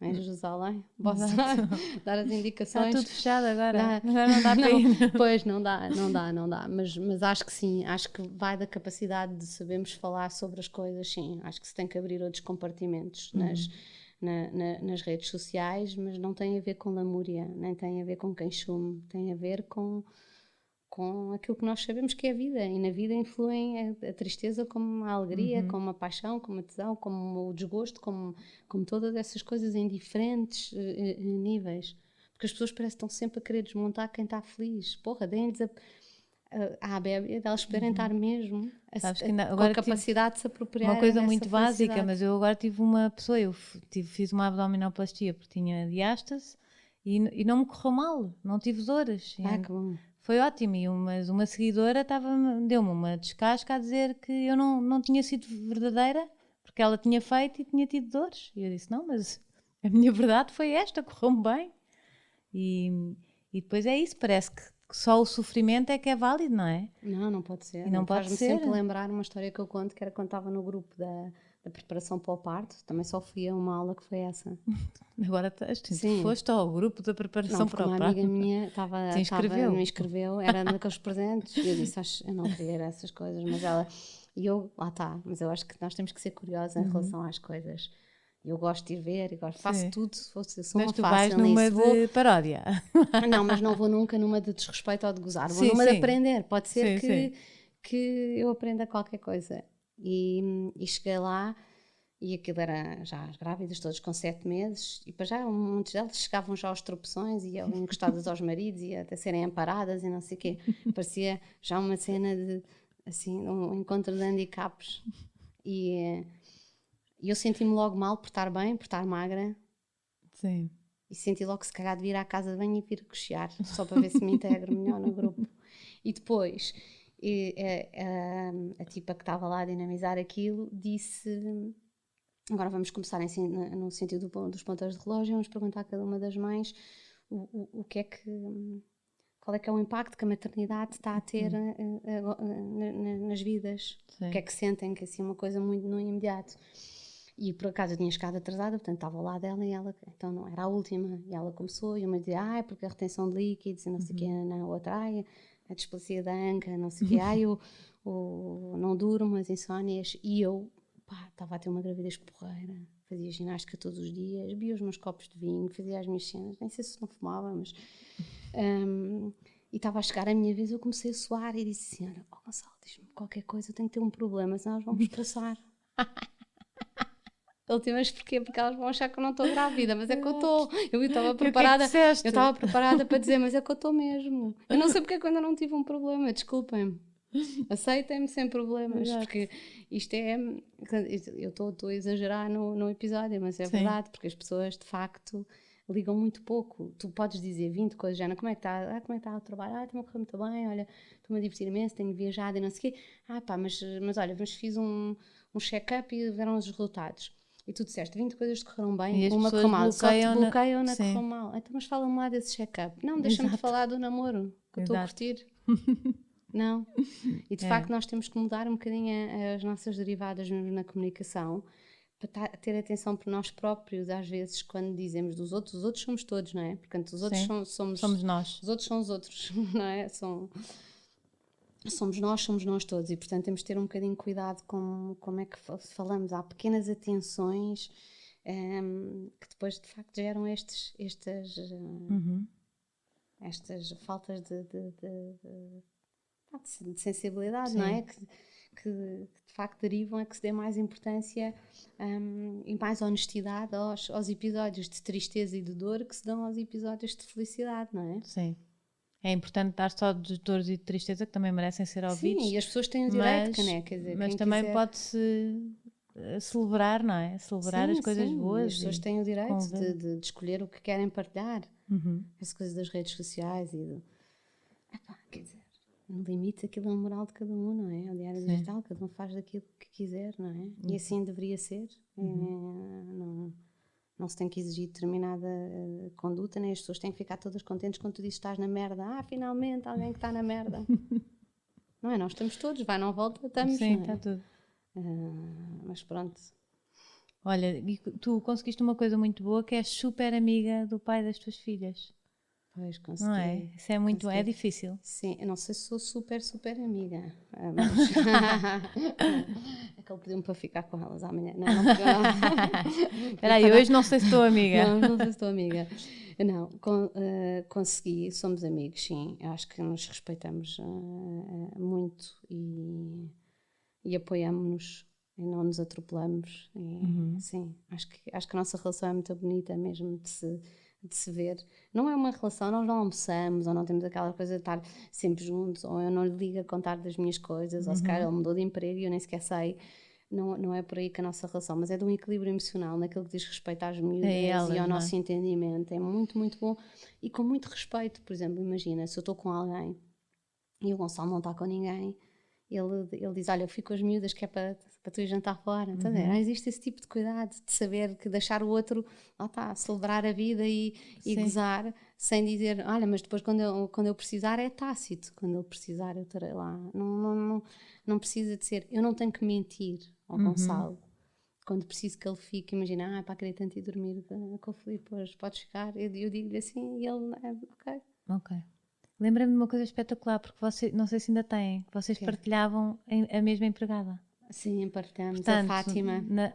Essa eu achei, já te disse, achei a coisa mais inteligente do mundo para casais separados. Pois é, partilhamos a Fátima, mas a Fátima é um... Lá está, já porque somos duas pessoas elegantes, eu, o Gonçalo, e a Fátima, super elegância, porque transporta cuecas de um lado para o outro e meias. E não há cá conversas, quer dizer, mas também nunca me passou pela cabeça perguntar Sim. O que é que se passa, do outro lado. o que seria. Ela vai lá, é ótimo, porque às vezes Sim, eu digo assim, Fátima, fazem uma feijoada, miúdas, não é? E ela diz, não, porque elas comeram feijoada ontem em casa do pai. Isso é genial. É bom, é uma ótima, eu acho que a Fátima é a pessoa que elas veem mais vezes, muito mais vezes que eu e o Gonçalo, porque haviam todos os dias. Agora já houve assim uma mudança de horário, mas a Fátima está connosco há 10 anos. Isso é genial. Portanto, a Fátima é a casa. É a casa. Sim, porque elas também não são muito caseiras, portanto essa coisa da casa, elas já mudaram estas crianças para aí 12 vezes de casa, sendo que a Caetana tem 14 anos. Claro que toda a gente vai para... Onde é que tu vivias? Antes? Já vivi antes. Não, no sítio que toda a gente... Ai, estou com uma branca em Alfama. Eu acho que toda a gente põe... Acho que toda a gente ainda te põe em Alfama, não é? Eu própria me ponho em Alfama. Pões-te. Aquelas fotografias, aqueles teus textos, aquilo foi uma coisa mesmo. Foi muito bom. Sabes porque a minha mãe, o meu avô era da Vidigueira, mas a minha mãe deve ter aquelas cenas de família. Eu tive que ir reivindicar a minha terra. Eu sempre tive muita inveja das pessoas que diziam, eu vou para a terra. Também eu. E eu sabia que a terra era a Lousã, ou uma aldeia qualquer, porque na terra passavam-se dinâmicas familiares e iam imenso gastronómicas. Tempo, não é? E havia uma certa familiaridade na terra que eu não encontrava nem em casa, nem na terra que não me davam. E, portanto... quando cheguei à Alfama, eu reivindiquei a minha terra. Disse, olha, esta é a minha terra. E gostei imenso porque a Alfama é um bairro muito, muito humilde, mas depois está entalado entre o castelo e o rio. E sente aquela construção labiríntica. Portanto, se fosse uma pessoa, não é? Com a cabeça nas nuvens, não é? A cabeça no castelo, mas tem os pés no rio, não é? Ai, que giro. E é a terra das varinas e dos pregões e portanto identifiquei-me muito com aquilo. Pensei, pronto, agora tenho, e tanto que elas dizem sempre que são alfamistas e depois por coincidência, para um incremento ainda daquele sentimento de pertença, porque em Alfama tu tens muito aquilo, é uma sociedade de bairro, tu vives mesmo aquilo, é uma dinâmica muito própria. O bairro é fechado sobre ele próprio, não é? Portanto não tinha trânsito no interior, os miúdos ainda jogavam à bola no adro da igreja, tinhas fazia-se fiado, não é? Eles distribuíam o correio no café da Tina, sei lá, parece que eu tenho 100 anos, mas a verdade é que eu ainda apanhei isso. E quando nós fomos para lá morar, que foi quando eu estava grávida da Caetana, nos 6 anos subsequentes, a Alfama foi 4 vezes campeã. Portanto, elas achavam mesmo que estavam no bairro mais importante. E depois eles têm aquele cortejo dos Santos, que depois passa, bem pena que este ano não haja, que passa pelo bairro. Portanto, elas quando nos perguntam onde é que elas são, elas dizem que são alfamistas. Que giro. É uma coisa gira. E tu guardas mesmo aí? Guardo. Ainda te vês viver lá outra vez? Não, porque a cidade depois ficou com estas mudanças todas dos acessos, com o corte do terreiro do Praça ao trânsito, aquilo asfixiou ali um bocadinho. Aliás, eu apanhei parte disso e tornou-se impossível fazer a circulação, ou fazias no sentido de segunda circular, não é? Ou então se fizesses no sentido dos bairros históricos, não é? Pela Baixa e até chegar ao Castro era quase impossível. E quando as miúdas começaram a fazer xixi quase no carro, porque demorávamos 45 minutos para fazer sei lá, de Campo de Ourique à Alfama, eu comecei a pensar que se calhar tínhamos que mudar de bairro. Mas sim, mas eu na sexta vou lá roçar-me às paredes. E costumas lá visitar? Vais lá jantar e não sei o quê? Costumo. Este ano não fui muito.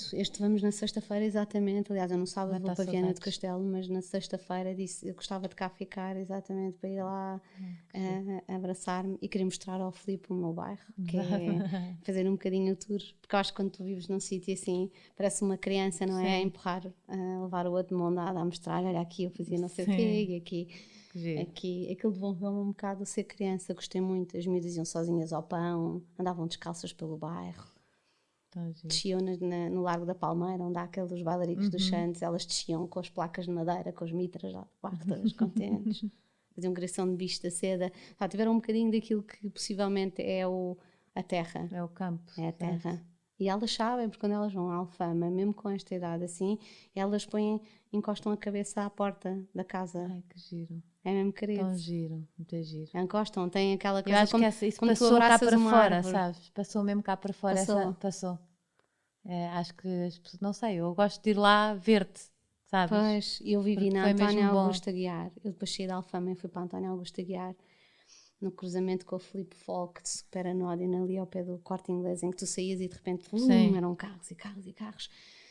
E em Alfama eu conhecia toda a gente e tinha a leitaria e tinha aquelas relações de bairro. E eu lembro-me que fui não ao Fruto Almeida, mas havia lá uma frutaria de esquina. E eu tínhamos esquecido do dinheiro, mas já lá tinha ido várias vezes. Ele disse assim, então mas eu guardo a fruta, eu espero. E eu pensei, anda sacana, não me dá as laranjas. Exato. Isso não é assim, não, no meu bairro não é assim. Claro que não é, e ele nunca me vai dar as laranjas, por muito que bem já a minha tromba, porque isto nós estamos num corredor de passagem, para ali é o Corte Inglês, é a Praça de Espanha, para ali é o Marquês. Não, mas ele sabe que eu morava no prédio da esquina. Mas não é tão para estabelecer relações de confiança. Também não ia ser uma pedagoga lá na mercearia a dizer que ele devia não sei o quê. Mas achei triste. Pois é no lugar onde eu vivia. Exato. Isto não se passaria nunca assim, claro que não. Porque eles davam-te as laranjas e diziam quando puder, ou escrevia no papelinho. Eu lembro de eu querer pagar e do senhor Zé da Alfama dizer assim, mas fica aqui no papelinho. O senhor Zé, mas eu tenho já com as moedas a soarem nas mãos. Eu dizia, mas não, mas fica aqui no papelinho. Porque para ele era o estabelecimento de uma relação de confiança. Ele então tinha que ter. E no eu tenho isso, sabes? Se tu não tivesses papelinho, não, era quase como se a tua conta corrente de emoção não tivesse ali bem oleada. Eu vivo aqui também numa aldeiazinha, ainda tenho isso. Pois, é isso, mas eu gosto porque no fundo aquilo é sempre que tu pagas estás-te a despedir para sempre que saldas, e é como se estivesse sempre aberto, não é? Sempre que tivesse, é sempre uma... Não te podes ir embora, que tens ali... E eu gostei uma vez, e tu aprendes grandes lições nos bairros, porque não sendo eu uma miúda das grandes cidades, nem uma pessoa sem consciência ia perguntar isso, tu cívica. Eras de cidade... Não, eu sou das serras, eu nem sou do mar, eu sou das serras. Então tens que ir para o pé de mim. Eu sou das serras, mas tu é muito ventosa, se calhar ia para uma aldeia de xisto. És mesmo, mas também é frio, não te importas. Eu adoro frio, eu adoro nublado. Olha, eu sou daquelas pessoas que quando tu não podes sair de casa, quando o tempo te fecha, eu fico tão contente.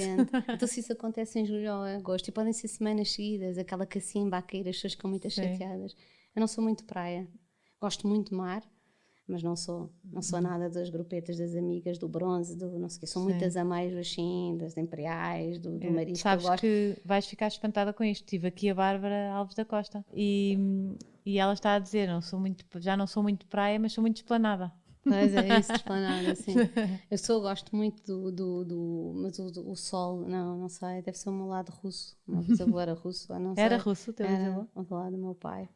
Acho que eu sou um cruzamento entre um russo e um alentejano.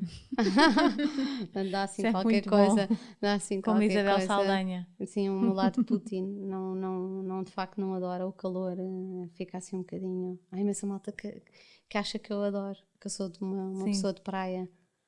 Não é que eu não goste. E adoro andar descalça. Adoro uma semana de praia. Bem os mergulhos no mar. Tipo, não há nada mais libertador. Mas ficar em tosta mista, não. Mas eu a serra, até porque a serra tem o cabrito, tem o tacho, tem os fornos, tem aquela, não sei. Eu gosto muito da serra. É a cidade e as serras. Exato. Eu gosto mesmo muito. Mas isto para dizer o quê? Estávamos a falar de António Augusto Aguiar e da Alfama e do Voltar e da leitaria. Já não sei, eu perco-me sempre aqui. Não, olha lá, mas não lembro-me. Estava a dizer isto por causa de não ser eu uma pessoa uma mulher das cidades, assim, das grandes cidades. Eu lembro-me, houve uma vez qualquer, estava a morar em Alfama há muito pouco tempo, há 1 mês e meio, entrei na leitaria do Sr. Zé. Por causa era curioso, porque era a leitaria do Sr. Zé, a mercearia do Sr. Zé, e elas chamavam o Sr. Zé a todos, e só são estes dois, porque elas achavam que o Sr. Zé era uma espécie de... Os habitantes de Alfama são os Sr. Zés, os homens são todos Zés. E então eu cheguei lá e peguei num pack, aqueles de 6 de leite. Sim. E ele disse, não pode levar, só pode levar 1 ou 2. E eu disse assim, não, assim, mas eu preciso. E ele assim, não. E ele assim, não me leva a mal, Dona Isabel. E eu disse, diga. E ele, é que vocês, que vêm para aqui recentemente e não sei o que, às vezes não vos apetece ir ao Pingo Doce ou às grandes superfícies e chegam aqui e levam 6, mas a Dona Aurora, a Tia Emília, a Dona Judite vêm cá sempre comprar o leite e só se eu levar os 6 eu não tenho para elas e você só vai levar uma vez os 6, mas elas levam sempre o seu pacote de leite e portanto eu não sobrevivo a vender muito, eu sobrevivo a vender elas recorrentemente, sim. Mas isso tem toda a razão. Tão giro. E de facto não podias, ele não me deixou mesmo comprar os 6 pacotes de leite, eu também não fiz time, claro que sim, percebi o que ele estava a dizer e ele veio só um pacote de leite, porque de facto não era uma preguiça minha, às vezes não nos dá para passar no supermercado, não consegues, não é? Sim. Mas sim, de facto no dia a seguir a probabilidade de eu conseguir ir a uma grande superfície era muito melhor do que... Ou então passaste tu a ser aquela que ia lá sempre buscar o pacote de leite só com o pacote de leite, sim. Tão giro. Para alimentar a economia de bairro, que é importante. Tão giro. E as viagens, essa loucura, porque tu és aquela viagem que tu fizeste, que escalaste aquela fotografia que eu adorava, que era as botas, sabes? Sim, as botas na paisagem. Tão giro. As viagens mas as pessoas podem não perceber, mas tu és atleta. Porque aquilo é duro. Aquilo é muito duro.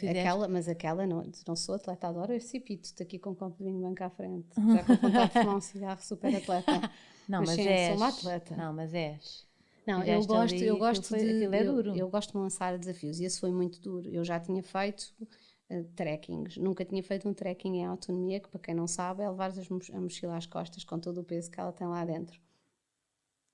Sendo que depois o António, que era quem fazia o líder da viagem, até foi aonde isso? Foi na Roménia. Depois vai lá com uma balança e medir-te a mochila e dizer-te aquilo que é supérfluo ou não e só te deixa levar 2 objetos supérfluos. Isso é o cúmulo do desapego. Sim, é para quase supérfluo. Olha, os cigarros não tem aqui, não me interessa, não quero supérfluo. Os vícios não entram em linha de conta porque são dependências. Eu não levei vinho porque não mas eles bebem muito vinho quente na montanha, portanto também não ia levar Então levaste os cigarros? Eu levei um lápis de olhos preto. Acha que... Calma. Espera, não levaste o teu bloquinho e a caneta? Não, isso levei. Mas isso também era tipo o vício. E o livro? O livro não levei. Não levaste? Nem tive tempo de ler. Pois. Nós andávamos 14 km, 16 km por dia em montanha, a subir e a descer. Foi incrível, eu lembro. Tu não querias ler nada, nem as estrelas, nem nada, só querias era chegar e comer um puré qualquer com umas salsichas e dormir, mas sim, eu gosto muito de viajar. Aliás, agora custa-me um bocadinho esta coisa. Está-te a gostar? Tá. Ainda não me começou a atrofiar, mas eu estava a ler um artigo na Volta ao Mundo do Arthur, que é o líder da Papaléguas e meu amigo, a dizer que me custa muito. Ele estava a falar das filhas, já mais velhas, a dizer que lhe gostava muito que as filhas, a ideia de que as filhas não pudessem conhecer o mundo ou viajar, ou que isto ficasse encerrado durante um tempo, com muitas limitações, muito desconforto, quem sabe até inviável, não é? Porque os preços podem ser tão elevados que de facto viajar, que estava semi-democratizado, pode-se voltar a tornar um luxo. E eu sei que há imensa gente que diz, mas era insustentável a pegada de carbono, os aviões e não sei o que, não entro por essa discussão porque tudo depende, mas é assim, se nós não tivermos gente a viajar também temos poucas ideias a circular, nós precisamos de gente que... Isto é um bocadinho como nós ligamos todas as janelas, exatamente, para renovar. É como se fosse uma espécie de uma hemodiálise intelectual. Nós precisamos ter isso a circular. E nós precisamos não podemos ficar todos no mesmo canto, não é? A mim asfixia-me um bocadinho pensar. Eu ainda tenho um voucher para a Guatemala, mas não sei quando é que vou exercer. Este ano, para mim, ia ser um ano... Pois era o teu ano das viagens, não era? Era. Ia passar metade do ano a viajar. Era mais ou menos aquilo que eu tinha... de facto é tão engraçado. O mais importante para que a vida aconteça é planear.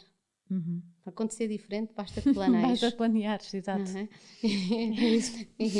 Eu ia passar 5 meses a pedir desculpa ao Gonçalo. Depois uns a abraçar as miúdas e tinha mesmo os meus planos de não estava a contar nem estar em relações, nem estar por muito tempo por cá. A casa era mais ou menos e de repente a vida transforma-se. Mas tu abraçaste-a na mesma, não é? Eu sou muito, olha, eu tenho 2 segundos de digestão. Eu sou muito rápida a reagir. E adaptas-te muito bem. Sim, e não sou aquela pessoa que, coisa, agora o pneu, e agora o que é que fazemos? Já estou a pensar no passo a seguir. Sim. É giro isso, é muito Quando alguém diz assim, mas olha, não posso jantar, se calhar, olha, mas liga ao teu amigo, já tinha ligado, já está combinado. Sim, sim. Sou rápida a processar, não fico muito tempo. És resiliente, não és? Sim. Dás bem a volta às coisas. Dou centro-me E logo aproveitas a seguir. logo tipo o melhor, é o que eu sinto. Sim, quero fluir. Tipo, aquilo era bom, ok, está bem, como é que eu vou pegar nisto e fazer bom outra vez? Sim. Com o que tenho. E depois no caminho, não é? No caminho, porque há sempre um trilho, não é? Do A ao B, tu logo processas a tua decisão e fazes a tua. Porque nós temos que fazer as nossas. Gestão das nossas coisas, dos nossos processos interiores. Isto não pode ser assim muito rápido. É engraçado, agora estava-me a lembrar que isto é giro por causa das semanas com as crianças e das semanas sem, não tem nada a ver, mas não sei porquê. Vamos a falar das viagens e as viagens só são mais possíveis exatamente pela conciliação. Porque estavas a agradecer ao Gonçalo. Dessas semanas, mas estava a dizer que às vezes há semanas com elas que custam, não é? Porque principalmente estas agora na telescola e elas pegam-se muito e não sei o que há fases. E eu estava depois a comentar com o Filipe a dizer assim, nós não podemos ser tão felizes nas semanas sempre, senão custa mais. Achei graça, como quem diz, como se houvesse um excesso de felicidade. Não podemos ser tão felizes, senão isto depois custa muito. Então, giro. É bom, estás mesmo... Estou bem, mas estou bem porque estou bem. Estou bem. Eu não gosto de pôr muito no enfoque na paixão, porque de facto eu acho que aconteceu na melhor altura da minha vida. Porque eu estava muito bem, estava cheia de planos e cheia de mim mesma, no melhor sentido. E isso atraiu. Da palavra, não estava à procura de ninguém e acho que estava muito perto de me ir agregando. Ou seja, não digo me descobrir porque isto é tipo uma quimera, não é? Até ao fim, mas acho que já me tinha encontrado muito, estava em plena posse de mim, que é assim uma coisa bonita de se dizer. Portanto, era uma ótima altura para colidir. Não tinha qualquer tipo de codependência ou de, sabes? E foi mesmo bom. E depois isto mudou os planos e fez um arranjo, mas essa parte nós já a fizemos juntos. Portanto, foi bom. Essa readaptação à privação da liberdade ou ao que foi giro. Mas no fundo, quer dizer, pronto, foi muito bom, porque estás na bolha. Exato. Pronto, não posso queixar, não. Vai haver um novo contrato para o Gangue do Pé Preto ou o Gangue do Pé Preto mantém os seus 4 elementos? O quê? Um novo quê? Contrato como? O teu novo amor? Ai, não. O Gangue do Pé Preto, o Gangue do Pé Preto mantém-se fiel com os seus elementos, não dá para... O Gangue do Pé Preto não é o Gangue do Pé Preto não é um agrupamento, é uma filosofia. Portanto, o Gangue do Pé Preto... Está bem, podiam-te contratar mais um elemento. Não, o Gangue do Pé Preto vive sempre que eu... Se eu contratasse era um porco preto, que isso era o meu sonho. Não era um homem, era um porco preto. Eu acho que o Gangue do Pé Preto merecia ter um porco preto. Coitadinho do porco. No dia alguém mandou uma mensagem no Facebook a dizer: estavam a dar um porco preto. Mas toda a gente mandou para mim, depois eu recebo montes dessas. Era muito bom tu adotares um porco. Imagina, era um porco preto. Eu tenho um vizinho que tem uma porca, que é a Queen, e anda à Pois, trela. eu também tenho uma amiga minha que tem, mas não é porco preto. Não é preta, não. Não é o Ramon que vai dar o Ramon Serrano. Não. Não é, é branquinha, preta, pois. É branquinha. Ou mesmo aquele preto vietnamita que eu sei identificar. Já sabes, já conheço bem o porco. Estou por dentro. Olha, mas o Gangue agora tem aqui uma oportunidade entre portas de conhecer muito Portugal. Tem. Que era uma coisa que nós já fazíamos. Já faziam imenso. E sempre tive muita gala em fazê-lo e agora vou continuar a fazer. Este fim de semana vou já para o Minho, já estive no Dão. Tem uma oportunidade, por isso é que eu digo que o gangue não depende do exercício dos seus elementos, até porque é muito difícil neste momento convencer uma adolescente a ir contigo, a ir comigo, que isso é todo outro número, que é a adolescência. Que ela adoraria ficar em casa sozinha para trás, não é? Mas depois não pode, sob pena de tu perderes todo o teu imobiliário corpóreo. Exato. Não é? E portanto há aqui uns travõezinhos, mas acho que este ano vamos lhe dar muito bem. Lá está, arregacei logo as mangas e peguei no mapa das regiões e tinha uma série de programas. Apesar de eu ter isto muito planeado em termos de viagens internacionais, eu tinha um grande projeto na Nacional 2, portanto não estou a cumpri-lo naquilo que é o trajeto da Nacional 2, mas estou a ir a certos do nosso país e eu acho que de facto aí o Gangue do Pé Preto de facto pode dar um serviço público, sim, ajudar. a orientar. Nós, visto como quase não falámos de fotografia, como é que é possível? Pois não. Não é? Pois é. De repente, porque no fundo a fotografia, foi uma junção dos dois, mas o teu trabalho era mais da fotografia, claro que depois os teus textos não é? Chamavam. Mas eu sempre fui mais escritora que fotógrafa, embora as pessoas me conhecessem mais como fotógrafa, completamente. Sim, e até me lembro da primeira vez que pus uma legenda um texto muito comprido, de alguém me ter dito, não ponhas, estes textos são compridos. Hoje em dia toda a gente põe, mas eu lembro-me, não quer dizer com muita arrogância, mas ter sido assim um bocadinho pioneira nisso. Sim. Ter feito textos muito compridos, que era que eu comecei a pegar nas legendas que escrevia no Notes, eu escrevo muito no Notes, e a publicá-los junto com as fotografias. E ao princípio preocupava-me que elas fizessem sentido, hoje em dia elas até podem ser dissonantes. Eu tenho que escrever sempre com honestidade, com aquilo que sinto naquele momento sobre aquele tema. Não adianta ter uma agenda de temas, uma agenda de mídia, não tens nada, não és organizada nisto, é o que sai. Não, claro sou nada, não sou nada, nem sinto que isto seja tipo dar-lhes de comer. Tipo, no dia em que eu sentisse isso, que tinha que driblar sempre para lá, tem que pôr qualquer coisa que é para lhes dar de comer. Tipo, não, isto não é tipo milhões de pardais, não é? Eu dou e escrevo quando sinto e quando acho que tenho alguma coisa a dizer. Se não sinto, por exemplo, agora tenho andado por aqui, estou a organizar uma série de cursos, estou a planear as viagens agora, que vou estar fora esta semana toda. Tenho andado a escrever artigos e estou a acabar o meu livro. Não tenho grande tempo para pôr stories, não ponho nada. Claro. Mas para o livro, por exemplo, para o livro és organizada? Tens obrigas? Também não? Sou organizada, era mais. Isto agora, este ano foi para mim um ano muito atípico, mas sim, eu até era organizada. Sim. Desde há um ano atrás eu era organizada. Eu levantava-me todos os dias às 6 da manhã, escrevia antes das miúdas, depois acordava às 7h50, escrevia 1h30. Então super organizada. Sim, a escrever, sobretudo na escrita. Eu gosto de escrever logo de manhã, gosto em junho, assim, com a cabeça ainda assim. Sou muito ao contrário, não me sai nada. Gosto. Já deixei o poeta na Água Furtada em Paris, já da madrugada, a escrever da noite até de manhã, já morreu. Agora gosto mesmo do aquele arrebique da manhã, é que me dá para escrever. Portanto, escrevo todas as manhãs e as noites são para o vinho e para o amor, que é assim que deve ser. E para acabar com um livrozinho. Sim, e para acabar com um livrozinho. Olha, adorei ter-te cá. Falhei algum tema? Falhei imensos. Sim, estava pano para mangas, mas foi uma conversa muito serena, gostei muito. Foi, também, já estava há muito tempo para ter-te aqui. Temos sempre fazer uma sequela. Olha, como é que as pessoas te podem seguir? E o que é que as pessoas podem esperar de ti nos próximos tempos de trabalho?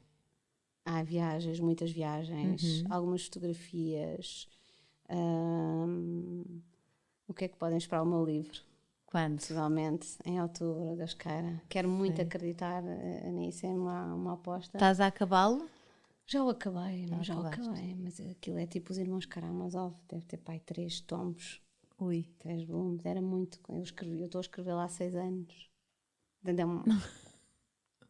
Há 6 anos, sendo que depois fui decapando, cortando, estás a ver, tiras a gordura, é como quem corta um bom bife, não é? Agora, para dar o lombo, o processo de revisão foi um processo muito extenuante. E como eu me enfastio, eu nunca faço um curso igual. Tipo, às vezes eu gostei, eu até podia replicar. Está aqui uma forma que resulta até dar dinheiro, mas não, eu nunca gosto. Se eu der um outro curso de escrita, vou buscar novos autores, vou buscar novos livros, vou passar semanas na Bertrand ou na FNAC a folhear, a escrever. Eu gosto disso, senão os teus cursos é de escrita criativa? Eu dou curso de escrita criativa, sim. Dou curso de literatura, dou curso de fotografia. Dou curso de tudo, até de culinária quase. É culinária. Não dou, mas estou a pensar lançar. És boa na cozinha? E vou fazer uma coisa em breve que posso anunciar aqui. Sim. Uau! Não, é assim, posso. Estás a ver mais um presentinho? Não, é um presentinho. Eu sabia que eu conseguia sacar coisas. É uma coisa boa, porque não é um segredo, mas ainda não é uma partilha, mas eu vou fazer aí uma coisa muito ligada também à gastronomia, à literatura, com bons textos e entrevistas, porque eu de facto gosto de comer. Eu sempre disse desde pequenina que era uma magra com feitio de gorda. Agora já estou a corresponder mais ao feitio. Mas sim, e acho que a nossa gastronomia portuguesa merece, que giro. Merece assim, uma celebração, e portanto espero em breve, em formato vídeo, poder lançar uma coisa muito interessante. Boa. Aí é que eu vou precisar de gorosans e de jejum intermitente. Jejum intermitente. Mas, sim, e pronto, e podem ver as tuas fotografias maravilhosas. Como é que é o teu Instagram? É iSaldanha. iSaldanha. iSaldanha. E os teus textos e, pronto, e acompanhar Facebook, as tuas viagens. Sim, e na minha página. É isso. Maravilha. É isso. Obrigada, Rita. Foi uma ótima conversa, adorei ter-te aqui. Olha, espero que tenhas gostado. Primeira pessoa com vinho, tinhas que ser tu. E olhem, aproveitem a vida, viajem, façam como a Isabel. Olha, também subscrevam o canal e digam o que é que acharam deste episódio. Ativem as notificações do YouTube, porque assim sabem sempre quando houver um episódio novo, e ponham as aplicações de podcast todas e pronto, e vivam como a Isabel, mais devagar, sempre com um sorriso, viagem, não digam mal das pessoas, não digam mal das pessoas, não se deixem levar nisso, porque não é, como é que se diz aquela coisa das nossas costas? Nós vemos os outros. Sim, nas nossas costas vemos os outros. E pronto, acho que a Isabel tem mesmo um espírito porreiríssimo, é mesmo uma pessoa, é um exemplo, eu acho, de uma pessoa que aproveita muito bem esta vida e que mantém o seu bom coração, que isso é muito importante, acho mesmo. Obrigada, adorei ter-te cá. Obrigada. Obrigada.